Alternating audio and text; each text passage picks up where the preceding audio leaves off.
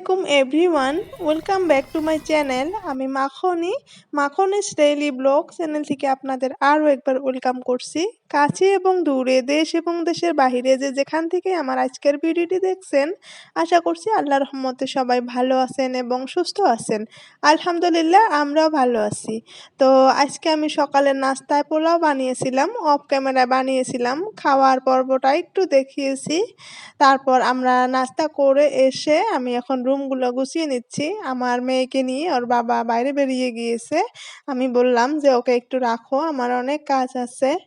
আমার হাজবেন্ড যেদিন বাড়িতে থাকে ওদিন আমার বেশ সুবিধা হয়, তো মেয়েকে বেশ ভালোভাবে বেশ কিছুক্ষণ রাখে, তখন আমি খুব আরামেই কিছুটা কাজ করে নিতে পারি।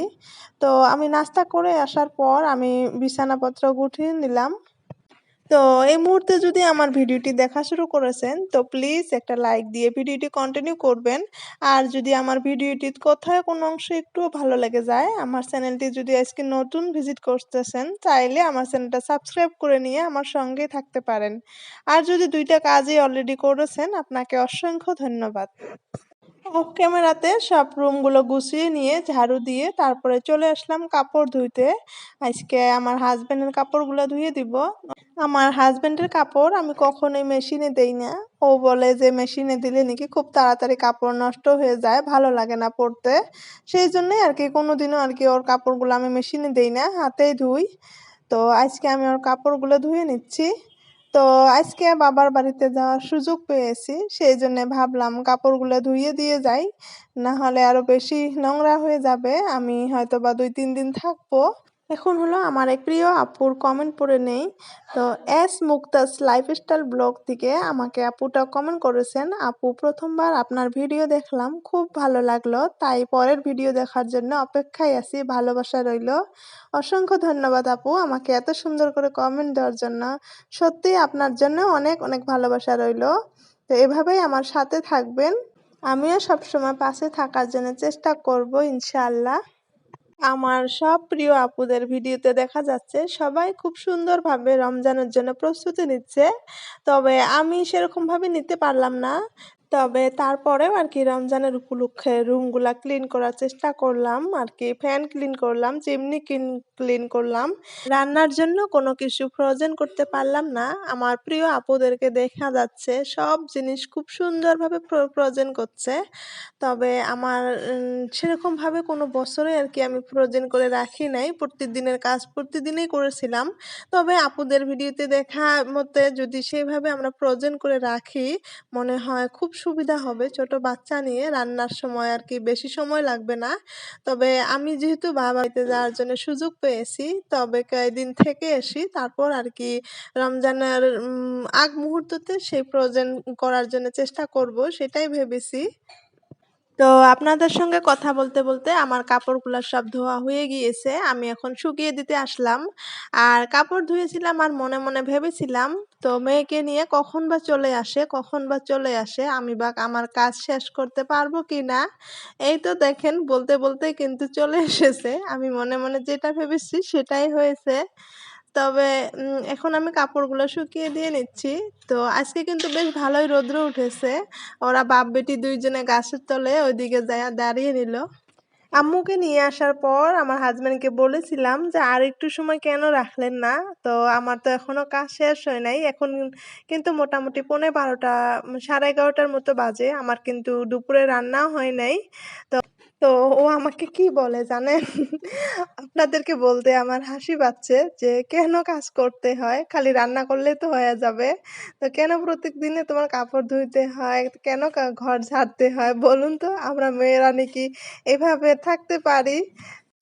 একদিন একটা কাজ না করলে সেই কাজ আরেকদিন পাহাড় সমান হয়ে যায়। তো সেদিন তো আমারই খুব বেশি কষ্ট হবে না, সেই জন্যই আমরা চেষ্টা করি যাতে প্রতিদিনের কাজ প্রতিদিনে করা যায়। তবে কি বলবো আর যে যেভাবে বুঝে সেভাবেই বলে।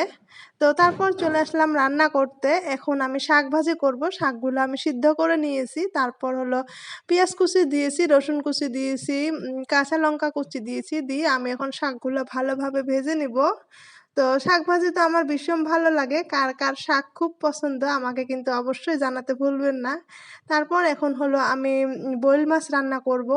আমি এখানে পেঁয়াজ দিয়েছিলাম, তেল দিয়েছিলাম। তারপর আমি পেস্ট করে রাখা কাঁচা লঙ্কা, পেঁয়াজ এগুলো পেস্ট করে দিয়েছি। তারপর সব রেগুলার মসলাগুলো দিয়েছি, সেগুলা ভালো করে কষিয়ে নিয়েছি। নেওয়ার পর এখন আমি মাছগুলো দিয়ে দিলাম। তো এখন মাছগুলো কষিয়ে নিব। তারপর আমি পরিমাণ মতো পানি দিয়ে দিব। নুসরাত কিচেন অ্যান্ড ব্লগ থেকে আমাকে নুসরাত আপু কমেন্ট করেছেন, নাইস ভিডিও আপু, অনেক ভালো লাগলো, দুপুরের রান্নাগুলোও ইয়ামি হয়েছে, পরের ভিডিওর অপেক্ষায় রইলাম। অসংখ্য ধন্যবাদ আপু আমাকে এত সুন্দর কমেন্ট করার জন্য। আপনাদের একটা করে কমেন্টে আমাদেরকে হাজার কষ্টের মাঝেও নতুন একটা ভিডিও আপলোড করার জন্য উৎসাহিত করেন। তো যাই হোক, আমাকে এইভাবে সবসময় কমেন্ট করবেন, আমার পাশে থাকবেন, আমাকে সুন্দর সুন্দর কমেন্ট করবেন, অবশ্যই আমি আপনাদের সঙ্গে থাকার চেষ্টা করব।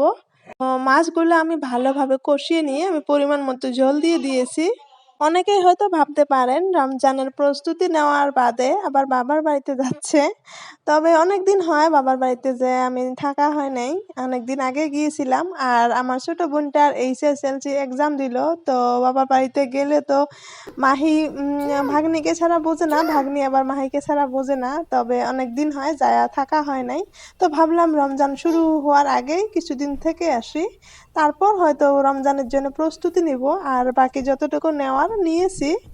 তো এখন হলো বিকাল 4টা বাজে আর কি। তো আপনাদের ভাইয়ার কাপড়গুলো কিন্তু সুন্দরভাবে শুকিয়ে গিয়েছে। আর যাওয়া কালকেও আমি অনেকগুলো ধুয়েছিলাম, ওগুলোও শুকিয়েছে। তো এখন আপনাদের ভাইয়ার কাপড়গুলো আমি ভালো করে গুছিয়ে রেখে দিব। গরম কাপড়গুলো এখন আর লাগবে না। তো যাই হোক, আমি এই ব্যাগগুলা কিনেছিলাম, কাপড় ধোয়া ব্যাগগুলা আমি 2 বছর ধরে ইউজ করতেছি। খুব সুন্দর ইউজফুল ব্যাগ। এখানে সুন্দর করে আলাদা আলাদা করে কাপড়গুলো গুছিয়ে রাখলে পরে আর যখন কাপড়গুলো বাহির করা হয় তখন কিন্তু কোনো অসুবিধা হয় না। তো আজকে হলো আপনাদের ভাইয়ের কাপড়গুলো গুছিয়ে রাখবো। আমার কিছুটা গুছিয়ে রেখেছি গরম কাপড়, আর কিছুটা বাকি আছে এখনো। পরে এসে রমজান মাসে আর কি কাজ কম থাকবে, তখন আর কি এক এক করে সবগুলো ভালো করে গুছিয়ে নিব। তবে আজকে প্রায় ভিডিওর শেষের দিকে চলে আসলাম। তো এখন আমি কাপড়গুলো গুছিয়ে নিব, নিয়ে আমি আর কি রেডি হব, হয়ে আর কি আপনাদের ভাইয়ের সঙ্গে আর কি যাব। তো বাবার বাড়ি তো অনেক বেশি দূর নয়। তো আমি ইউটিউব খুলেছি মোটামুটি অনেক দিনই হয়ে গেল, তবে এখন পর্যন্ত রেগুলার হতে পারি নাই। এর মধ্যেও আপনারা আমাকে যত ভালোবাসা দেন, অবশ্যই আমি সেই ভালোবাসাতে মগ্ন। তো আমার ভিডিওতে একটা লাইক দিতে ভুলবেন না, আর আমার চ্যানেলটাতে নতুন হলে সাবস্ক্রাইব করতে ভুলবেন না। আমার সঙ্গে থাকার চেষ্টা করবেন। তো আসসালামু আলাইকুম, আল্লাহ হাফিজ।